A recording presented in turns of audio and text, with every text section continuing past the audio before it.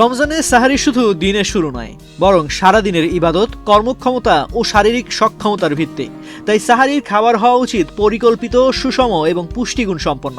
অনেকেই মনে করেন বেশি খেলে সারাদিন কম ক্ষুধা লাগবে, কিন্তু বাস্তবে অতিরিক্ত খাবার উল্টো অস্বস্তি, গ্যাস ও অবসাদ তৈরি করতে পারে। আজ আমরা জানব সাহারির গুরুত্বপূর্ণ 5টি দিক।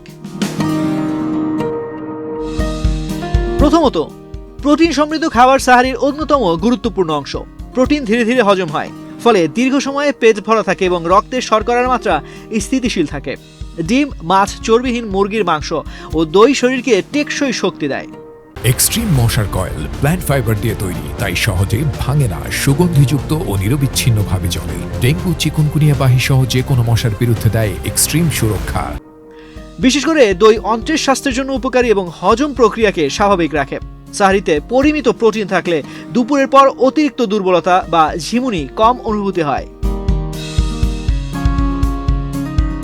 ফাইবার ও পূর্ণ শস্যজাত খাবার ক্ষুধা নিয়ন্ত্রণে অত্যন্ত কার্যকর।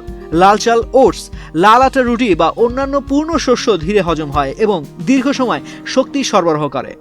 ফাইবার হজম প্রক্রিয়া সচল রাখে এবং কোষ্ঠকাঠিন্য প্রতিরোধে সহায়তা করে, যা রমজানে অনেকেরই সাধারণ সমস্যা। জটিল শর্করা শরীরে ধীরে ধীরে গ্লুকোজ ছাড়ে, ফলে হঠাৎ শক্তি কমে যাওয়ার ঝুঁকি কম থাকে। স্বাস্থ্যকর চর্বি শরীরের জন্য প্রয়োজনীয় এবং দীর্ঘস্থায়ী শক্তির উৎস হিসেবে কাজ করে। বাদাম, তিসি বীজ বা চিয়া সিড অল্প পরিমাণে গ্রহণ করলে পেট ভরা অনুভূতি দীর্ঘস্থায়ী হয়। এসব খাবারে উপকারী ফ্যাটি অ্যাসিড থাকে, যা শরীরের কোষ গঠন ও হরমোনের ভারসাম্য রক্ষায় সাহায্য করে। তবে অতিরিক্ত তেলযুক্ত বা ভাজা পোড়া খাবার এড়িয়ে চলা উচিত, কারণ এগুলো তৃষ্ণা বাড়াতে পারে। ফল ও সবজি সাহারিতে প্রাকৃতিক ভিটামিন, মিনারেল ও পানির যোগান দেয়। কলা পটাশিয়াম সরবরাহ করে, যা পেশির কার্যকারিতা ঠিক রাখতে সহায়ক। তরমুজ বা শশার মতো পানি সমৃদ্ধ ফল ও সবজি শরীরকে হাইড্রেটেড রাখতে সাহায্য করে। আপেল, কমলা বা পেঁপে হজমে সহায়ক এবং শরীরকে সতেজ রাখে।